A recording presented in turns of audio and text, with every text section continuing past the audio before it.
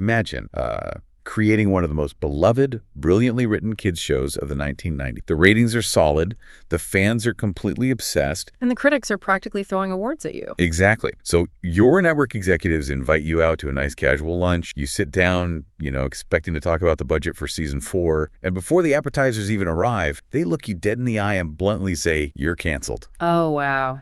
No warning at all. No fanfare, no real explanation, just, it's over, pack up your desks. It's a devastating reality check because it completely shatters the illusion we all grew up with. Like when we were kids sitting cross-legged in front of the television, we thought these shows existed in this pristine creative vacuum. Right. It felt like a magic trick. We thought they were just conjured out of thin air just to make us laugh. We really did. But you look behind the curtain and you realize it is definitely not a wizard back there. So welcome to the deep dive. Today we are looking at the brutal, invisible corporate math that secretly killed your favorite childhood show. The math is honestly wild. It is. We are unpacking the golden age of Nickelodeon, specifically that completely chaotic run from 1995 to 2009, based on an incredibly detailed breakdown from the YouTube channel Yesterday CRO Tech Editor. We're investigating the hidden, often ruthless reason why over 40 original series seemingly vanished into thin air. Which is a staggering number of shows to just disappear. It's huge. So if you've ever found yourself wondering what happened to that one show you absolutely obsessed over, or if you're just fascinated by how corporate economics invisibly shape the pop culture we consume every single day, you are in the right place. Yeah. This is basically a masterclass in television business strategy. It really is a masterclass. Yeah. And to understand the cancellations, you have to understand the empire itself. I mean, this isn't just a nostalgia trip for you. What we're looking at is a perfect case study of an entire network transforming. Transforming from what to what, exactly? Yeah. Well, it started as this brilliant, highly experimental, creative testing ground, and slowly, methodically morphed into a rigidly controlled corporate machine. A machine that eventually became entirely dominated by a single massive mega hit and a highly formulaic slew live-action sitcoms. Right. And to trace that evolution, we really have to look at the 3 distinct executive eras that define this journey. Think of it like a kingdom changing hands. That's a great way to look. So the first era belongs to Geraldine Leib. She essentially built the network's foundational identity from 1984 up until early 1990. She was basically the architect of the whole kid empowerment thing, right? Exactly. Before her, the industry thought a network dedicated entirely to kids running 24 hours a day was just a guaranteed failure. They didn't think there was enough content or attention span. She proved it could work by treating kids with respect, greenlighting shows that felt authentic to the messy reality of childhood. So she laid the bricks, she built the house. Precise. But then she leaves in 1996 to found Oxygen Media, and Herb Scannell inherits the network. And Stanley's era is basically the peak, isn't it? Oh, absolutely. He runs what a lot of people consider the true golden age of the network. From 96 until January 2006, under his watch, the network achieved something astonishing. It stayed at #1 with kids for 10 straight 10 years. That is unheard of in television. It's incredible. And this is the era that launched SpongeBob SquarePants in 99, not to mention heavy hitters like The Fairly Odd Parents, Danny Phantom, and Avatar: The Last Airbender. Okay, so Leyburn builds the house, Scannell turns it into a fortress of massive hits. Yes, but then we hit the third era, and the philosophy changes drastically. Simon Zargami takes control in January 2000. Right, and her background is actually really interesting, right? It is an incredible climb. She started as a scheduling clerk at the network back in '85 and worked her way all the way up to president. That's amazing. It is. But her appointment marked a massive structure. Under Zargami, the programming became much safer, heavily reliant on SpongeBob, and suddenly, brilliant, experimental shows that had been greenlit by her predecessors found themselves on the chopping block. Okay, let's unpack this, because to really understand why things changed so drastically under Zargami, we have to rewind to the very beginning. We have to look at the Leyburn and early Scannell years, what I like to call the 1990s Wild West of cable television. The Wild West is a very accurate description. Except in this specific Wild West, there was an invisible guillotine waiting for almost every single show. It was called the 52-episode cap. The 52-episode cap. I mean, to a modern listener used to streaming shows that get canceled after, 8 episodes, 52 sounds like an absolute luxury. Oh, totally. A 52-episode run today would be considered a massive legacy hit. But in the 90s, it was a terrifying unwritten rule. When it was completely unwritten. Yeah. Completely. Yeah. It is entirely bizarre.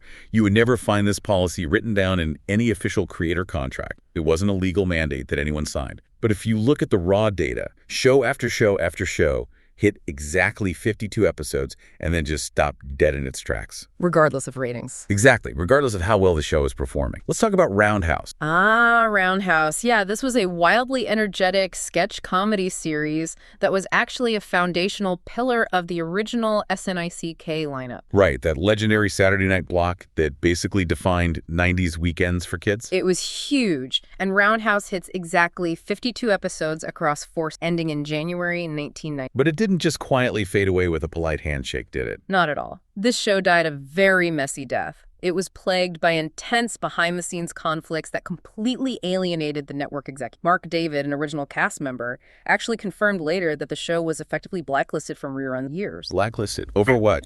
The friction there was largely financial, which is a theme we're going to see a lot. The budget escalated wild because production moved from Orlando, which was non-union, to Los Angeles, which was strictly union compliant. Oh, so the labor costs skyrocketed. Exactly. So even though it was a foundational show for their flagship weekend lineup, the moment it hit that magic number of 52 episodes, the network completely cut the cord and buried it. But wait, so if a show like Roundhouse is a hit and kids are tuning in, why kill the golden goose at exactly 52 episodes? I have to push back on this whole concept.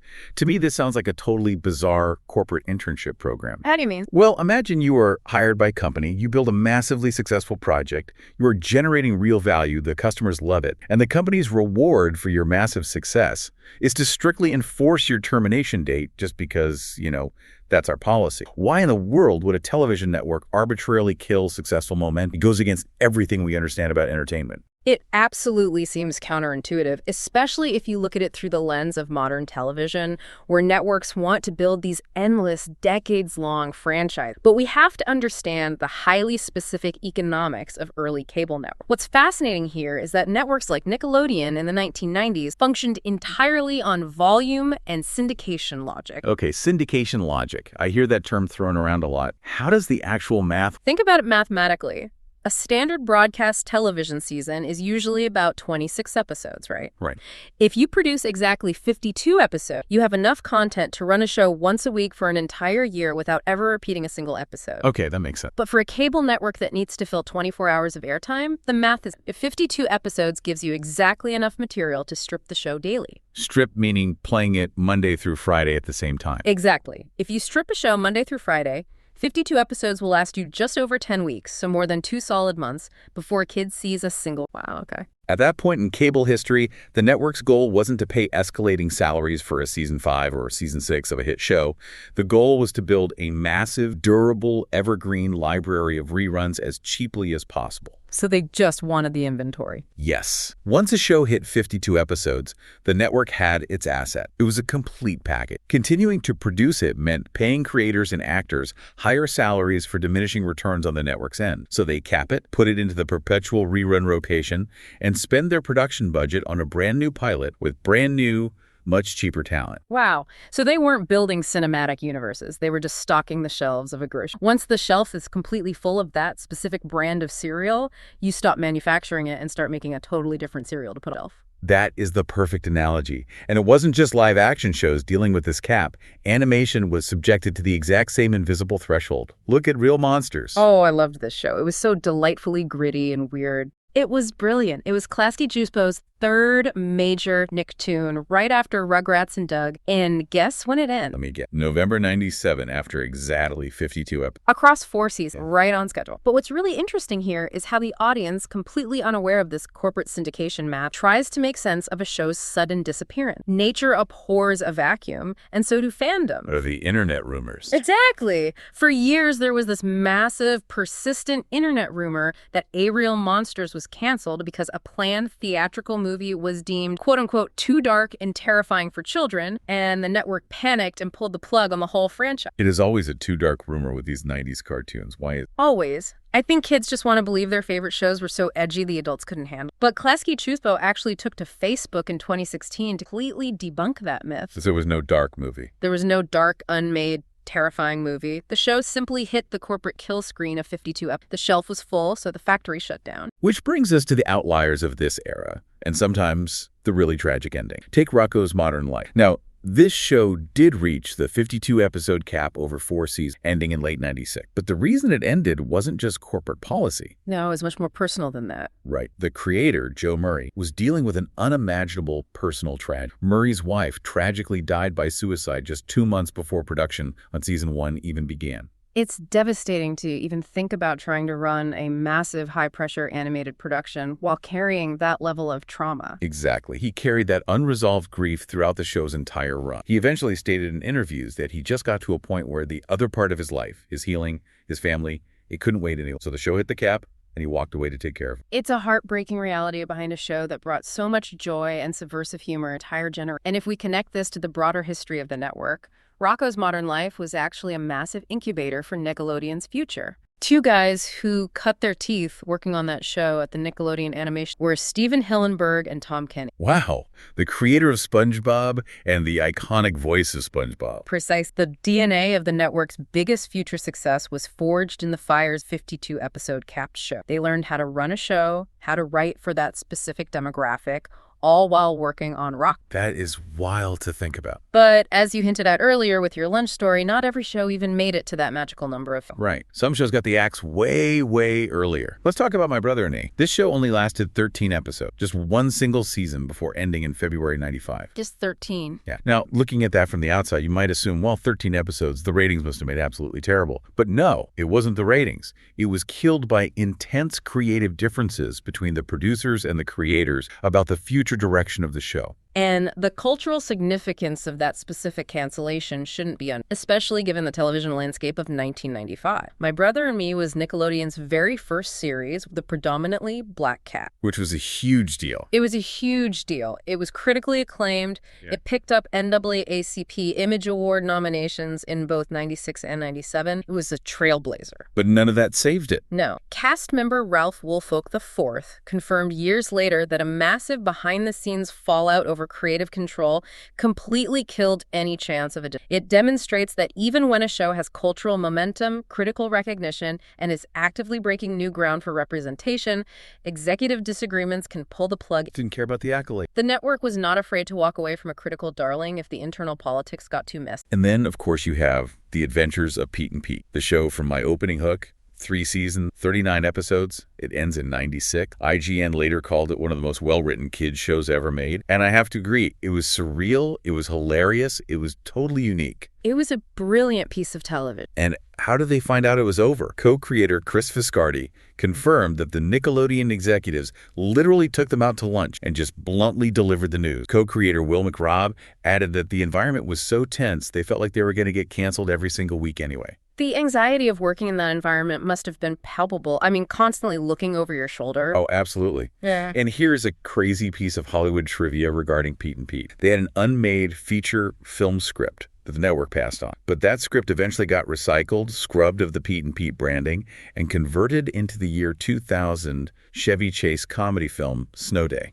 No way. Really? Yes. Can you believe that? That is an incredible testament to how IP was viewed back then. A beloved, surreal, indie-feeling kids show is canceled, but the raw material is just tossed into the Hollywood recycling bin to make a broad winter. It's wild. So we have the invisible 52-episode guillotine. We have executives killing shows over behind-the-scenes friction. But as we move into the late 90s, you realize it wasn't just this mathematical cap or producer drama killing these shows. Nickelodeon itself was going through a massive identity crisis, and some shows were just quietly suffocated because they didn't fit the new aesthetic. This is a crucial pivot point. A network's brand identity is in the early Laybourne years, the vibe was very much, we are a safe, fun clubhouse for kids. Very wholesome. Right. But as they grew, and as the cultural zeitgeist of the 90s shifted toward grunge and irony, the network decided they wanted a new vibe. Which brings us to the story of Weinerville. For those who don't remember, this was a really unique, highly chaotic puppet show. It was hosted by Mark Weiner. They produced over 52 episodes across 2 seasons, and production officially ended in December 9th. I remember Weinerville. It was very... It was. Now, Mark Weiner gave probably the clearest, most concise explanation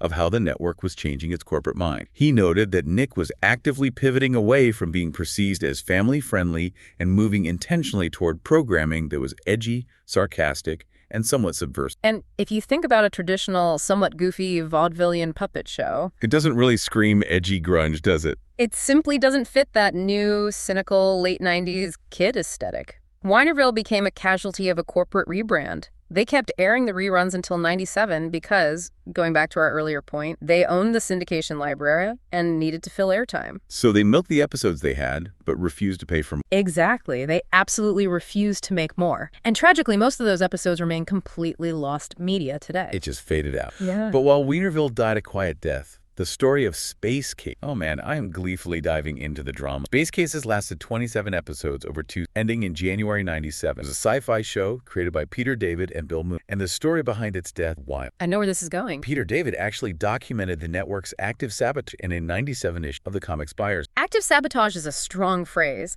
but if you look at the evidence David provided, it is incredibly compelling. It paints a picture of a network that didn't just passively let a show die, but actively held its head underwater. Exactly. Nickelodeon actively resisted promotional stunts for the show. They completely rejected a proposed crossover with Lost in Space, which would have been a massive promotional boost. Which would have brought in a huge sci-fi audience. Absolutely. But the most shocking detail, to me, the absolute apex of executive disconnect, is the Weird Al Yankovic. Oh, this is legendary. Peter David desperately wanted Weird Al for a guest appearance. He pitched it to the network. Nickelodeon rejected it outright. Their reasoning. They literally claimed Weird Al, quote, isn't all that popular and has no following among kids. Which is a stunning miscalculation of pop culture. It's objectively hilarious. You have to remember what '96 looked like. Weird Al isn't just some niche novelty act. This rejection happened in the exact same month that Weird Al's new album, Bad Hair Day, debuted at number 14 on the Billboard charts and went certified platinum. He was massive. He was arguably at the absolute peak of his relevance with kids, riding the wave of Amish paradise and Gump. And the network executives, sitting in their corporate offices, decided he had no following. It shows you how out of touch the boardroom can be with the actual playground. Yeah. They were looking at spreadsheets, not listening to what kids were actually talking about. But wait, the sabotage gets worse. To ensure the show's demise, to guarantee the ratings would tank so they could justify canceling it, the network actually scheduled Space Cases to air directly opposite the Super Bowl. Yes. And if we look at the mechanics of television programming, scheduling a children's sci-fi show against the single biggest television broadcast event of the entire year is not a scheduling quirk. No, it's a death sentence. It is an execution. It's a network deliberately tanking a show's ratings so they have a quantitative, spreadsheet-approved excuse to cancel a show they simply don't want on their roster anymore, regardless of its actual creative. It is so cynical, it's infuriating to think about as a fan. But in the midst of all of this corporate maneuvering, the shifting brands, the sabotage, there is one story from this era that is a massive breath of fresh air. And that is the story of someone actually holding the cards and walking away on top. I'm talking about the secret world of Alex Mack. Ah, a fantastic example. This was a highly successful, widely beloved show that ran for 78 episodes over 4, ending in January 9. So it completely bypassed the 52-episode cap. It bypassed entirely because it was such a massive cultural hit. It was a cornerstone of their lineup. And here's the best. It wasn't canceled. The creator, Thomas W. Lynch, went to the star, Larissa Oleynik, near the end of the 4th season. He presented her with this massive, life-changing package deal. We're talking a guaranteed 5th season, a feature film, and a very substantial salary. It was the golden ticket every actor dreams of. And what does she do? She turns it down. She walked away from the money, the fame, the movie deal, all because she simply wanted to finish college, step out of the public eye, and live a normal life. And she later said she never regretted the decision. That takes an incredible amount of grit. I have to say, I have so much respect for that. To be a teenager in Hollywood and enforce your own boundaries like that against a massive corporation, it's incredible. It truly is, and it highlights a fascinating power dynamic in a business entirely defined by executives fighting for control, enforcing arbitrary episode caps to build their syndication library, and sabotaging shows that don't fit their rebranding. Well, the ultimate power move was a young star simply saying no. She's flipped the script on them. She enforced her own boundaries against the corporate machine. She took back the agency that creators like Peter David were being systematically denied. It's a rare victory for the individual. Okay, so we've covered the labor in years, the 52-episode cap, and the brand shifts of the 90s. But as we cross over into the early 2000s, things go from calculated syndication math to absolute chaos. External pressures start mounting on the network, and it leads to a bloodbath of cancellations, even for shows that were actually succeeding. To understand the bloodbath, we have to set the economic stage of the early 2000s. It was a perfect storm of internal restructuring and external threats. Let's start with the internal. What was happening at Viacom? Internally, in 2005, there was a massive corporate split at Viacom, parent company of Nickelodeon. They separated into two, and placing Nickelodeon, this massive corporate reshuffling created immense top-down budget pressures across. Just slashing budgets everywhere. The mandate was clear: cut costs, maximize profits. Suddenly, expensive experimental shows became incredibly hard to justify to the new layers of corporate. And they weren't exactly the only game in town anymore, were they? Not at all. Competition was becoming fierce and highly organized. For a long time, Nickelodeon essentially had a monopoly on kids' attention. But Disney Channel transitioned from a premium add-on service to a basic cable package in 19... Oh, that's right. They used to be a paid extra. Exact. And by the early 2000s, they were a juggernaut, launching massive, star-driven live-action hits like Lizzie McGuire and That's So Raven. Which were huge. They were culturally dominant. Every kid was watching Disney on Friday nights. Exactly. And simultaneously, Cartoon Network was dominating the older kid demographic with their Toonami block, importing highly serialized anime like Dragon Ball Z and Gundam Wing, and later launching Adult Swim. So Nick is getting squeezed from both sides. Nickelodeon was facing existential threats from all direct. Disney was stealing their live-action audience, Cartoon Network was stealing their animation audience, and Viacom was squeezing their budget. Their response was a brutal consolidated programming. Which leads us to 2002. This is known as the SNICK Purge. Within a span of just 5 months, Nickelodeon massacred multiple live-action series. Let's look at Tana. Tana was such an important show for them. It was Nick's first Latinx sitcom. It ran for 26 episodes over 2 seasons and was unceremoniously canceled in June 2000. Now, this one is infuriating. The ratings for Tina actually doubled in season 2. It gave Nickelodeon its highest ratings in 3 years on the entire SNICK lineup. It was a certified growing hit. They were pulling in incredible numbers. The third season scripts were literally already written. So why kill a growing hit that's bringing in record numbers? Again, it comes down to costs and, perhaps more importantly, control. High production costs were cited as a factor, but the real friction was behind the scenes. Always the behind-the-scenes drama. What happened? It involved complex business issues regarding the star, Christina Vidal. She had signed a record deal with MCA Records, which was outside of Nickelodeon's corporate ecosystem. Vertical integration rears its head. They wanted to own everything she did. Precisely. The network couldn't control her entire revenue stream. If she became a massive pop star, MCA would reap the benefits, not Viacom. This created immense friction between the management. So they just cut their loss. Despite being a trailblazing show with skyrocketing ratings, it was purged. And shockingly, as a testament to how thoroughly it was buried, Tana still hasn't even been released on Paramount Plus in English as of today. Completely erased from the archive. And Tina wasn't alone in this purge. You had The Amanda Show, ending in September 2002, after about 50 episodes. For their third season, the network only ordered 10 episodes and painfully, agonizingly rolled them out at a rate of 1 per month. It was a slow death by scheduling.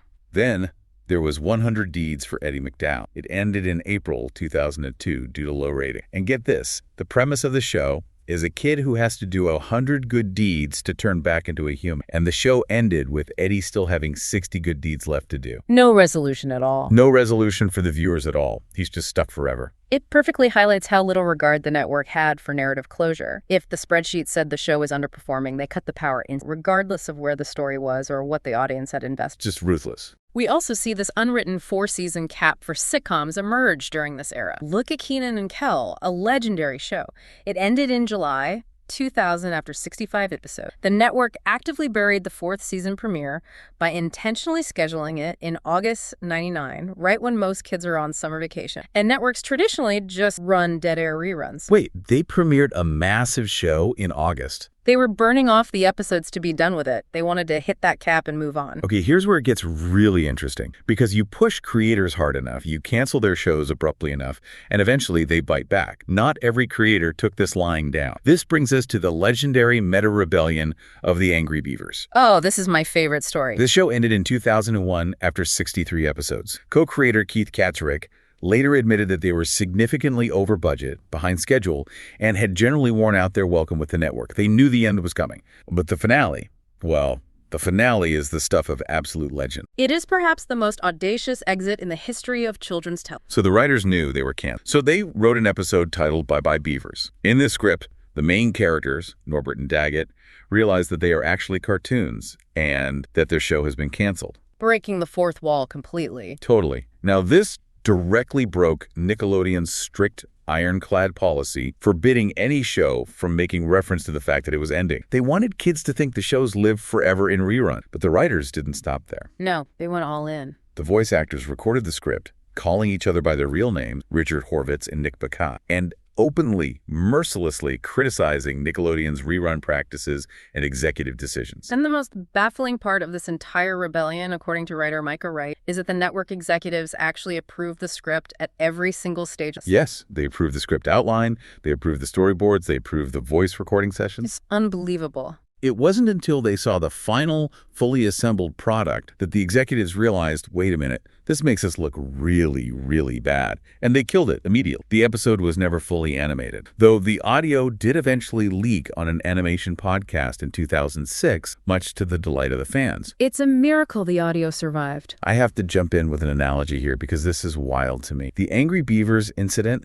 is exactly like a disgruntled employee finding out they are being fired, and on their absolute last day, they walk into the manager's office, ask for the microphone to the company-wide PA system, hand the manager a script of all their grievances about the company, and the manager looks at it and says, "Looks good to me. Go ahead and broadcast it." That is exactly what happened. How did the executives not see this coming? Were they just not reading the scripts at all? It's highly likely they were simply rubber stamping approvals without actually comprehending the content. They were looking at delivery dates, not dialogue. And that speaks to a massive growing disconnect within the company. A disconnect between who? You have the ground-level creatives who felt entirely disposable, constantly fighting budget cuts, unwritten rules, and arbitrary cap. And on the other side, you have the top-floor executives who were just managing a corporate spreadsheet. The executives weren't looking at the art, they were looking at the quarterly schedule. Well, they were just checking boxes. Exactly. This massive disconnect ultimately culminated in the mass cancellation of the Klasky-Suso partnership 2000. Right, the studio that basically built their animation brand in the 90s. Rugrats, Doug, Wild Thornberrys. Exactly. In 2004, Nickelodeon effectively ended its long-standing partnership with Klasky-Suso. This resulted in the abrupt cancellation of Hey Arnold, the Wild Thornberrys, and Rocket Power, all within a few months of each other. Just wipe them off the map. It was a bloodbath. Hey Arnold's creator, Craig Bartlett, was left with a massive narrative cliffhanger because his planned theatrical film, The Jungle, canceled after the first Hey Arnold movie unboxed. He later said it broke the hearts of children everywhere to leave the story unfinished. It was devastating for fans. Entire eras of foundational animation were being erased overnight because they didn't align with the new, tighter budget shift in corporate direction. Which sets the stage for the most pivotal shift in the network's history. We've seen shows die from unwritten rules. We've seen deliberate scheduling sabotage. We've seen corporate purges and executive disconnect. But now we arrive at the singular, unstoppable force that completely broke Nickelodeon's math and rewrote the rules for everything else on the network. The game changer. I'm talking about the Invader Zim paradox and the $8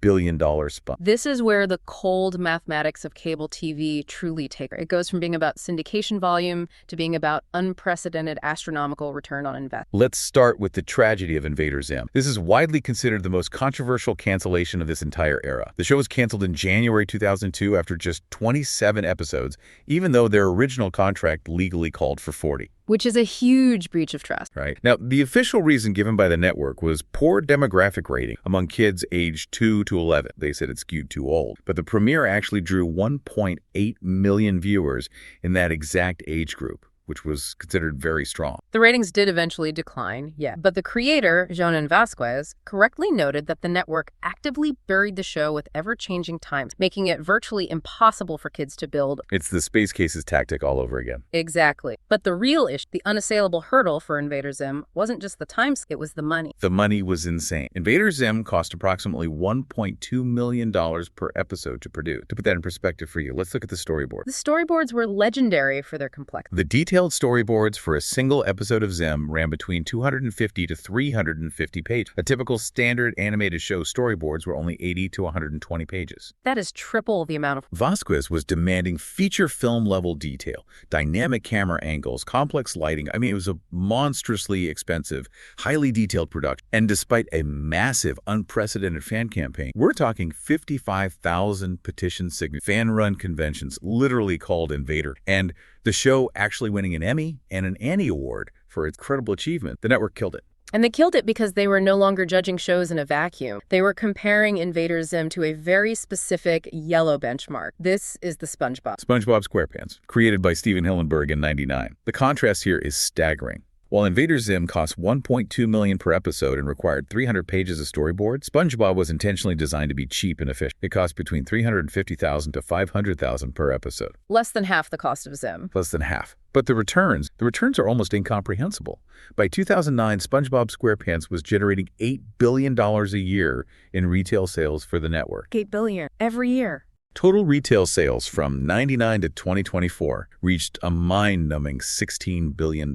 Just the advertising revenue from the show from 2004 to 2008 hit $813 million. It was a license to print money. And this completely shattered the network's understanding of ROI. Let's break down the cold math. Standard Nickelodeon animated shows in this era were typically budgeted between $350,000 and $600,000 per episode. Right, the affordable tier. SpongeBob fit perfectly into that, but it delivered astronomical, world-dominating, historic profit. Suddenly, the executives looked at the spreadsheet and realized, why pay for expensive art when cheap art makes billions? It ruined the curve for everyone else. Exactly. If a show costs more, like Danny Phantom, which cost over $1 million per episode due to a format change, or Avatar, which also cost around $1 million, it needed to deliver extraordinary, almost impossible returns just to justify its base. Wait, I have to jump in here because this reminds me of something. It's like SpongeBob was a tech unicorn startup that accidentally ruined the entire venture capital ecosystem. That's a great way to put it. Imagine an investor gives a guy in a garage $10 and he builds an app that makes $1 billion, a 10,000% return. Suddenly,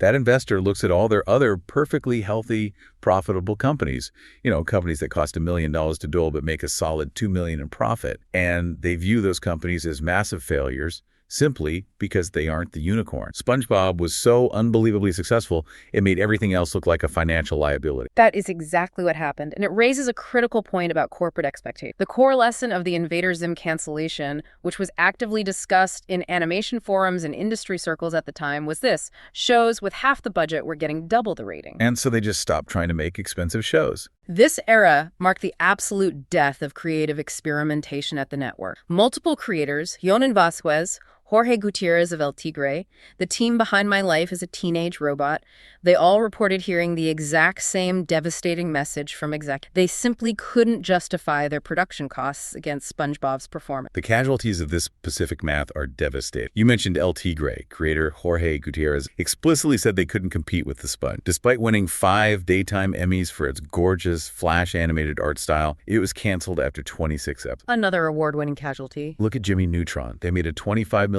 theatrical movie that earned $80 million, which is a solid hit. But when the spin-off movie, The Ant Bully, tanked at the box office, DNA Productions closed entirely, and the Jimmy Neutron TV series. And even a cheap show wasn't safe if it didn't sell. Exactly. The Fairly Odd Parents only cost about $300,000 an episode, which is a quarter of the cost of Danny Phantom.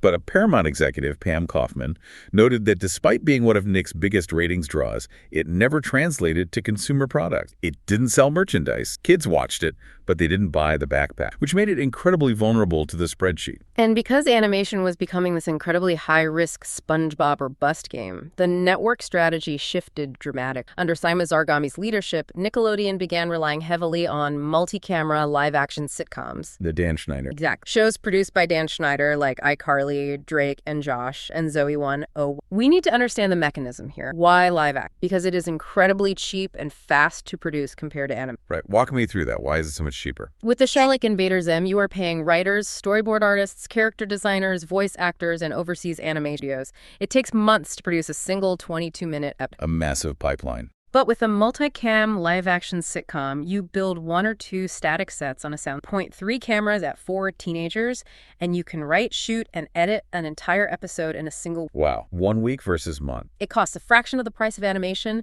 they deliver massive ratings, and they were the perfect fast deployment weapon to fight back against the live-action dominance. The weird, expensive, visually dense animation of the 90s was entirely replaced by teens standing around lockers on a brightly lit sound, which totally reshaped the landscape of the network. Now, because of how chaotic and ruthless this era was, with the SNICK purges and the SpongeBob math, fans naturally assumed that every single show that ended during this time was brutally, unfairly canceled by a shadowy executive. The conspiracy theories are everywhere. They really are. But we need to clear the air. We need to bust some major myths and set the record straight on the shows that actually managed to end on their own terms. It is vitally important to distinguish between a corporate execution and a natural graduate. Not every ending is a tragedy. Let's start with the absolute biggest rumor on the internet. Zoe 101. It ran for 61 episodes and ended in May 2008. I know exactly what rumor you're talking about. For over a decade, everyone, and I mean everyone, believed this show was abruptly canceled because the star, Jamie Lynn Spears,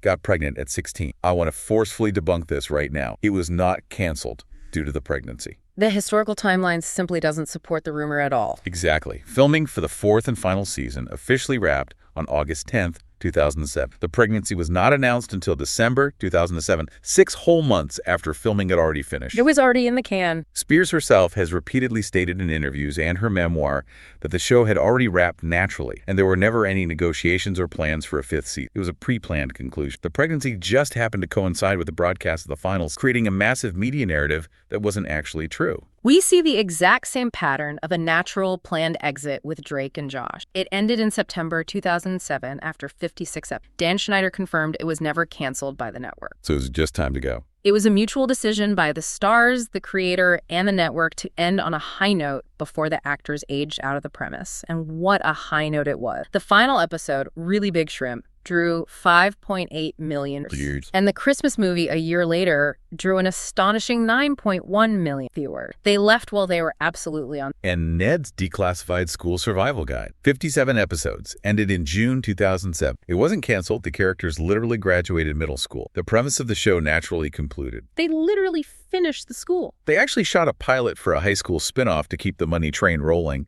but it fell apart because of cast availability and scheduling conflicts. It's refreshing to know that not every show ended in a boardroom bloodbath. Sometimes kids just grow up. But there is one epic exception to everything we've discussed today. A show that defied the 52-episode cap, survived the SpongeBob math, ignored the pivot to cheap live action, and broke all the budgetary rules to become a masterpiece. Oh, I know what this is. I am talking about Avatar: The Last Airbender. Yes. Avatar ended in July 2008 after 61 episodes. We established earlier that this show was wildly expensive, around $1 million per episode. The production values were insane for the time. The animation was complex, it featured martial arts choreography, and the effects were incredibly demanding. The fire animation effects for the 4-part series finale alone cost more than most regular Nickelodeon shows spent on an entire season. It's hard to even wrap your head around that budget. By all the cold corporate logic we've discussed today, Sema Zargami's administration should have crushed this show halfway through season. Why did it survive? 2 very specific reasons.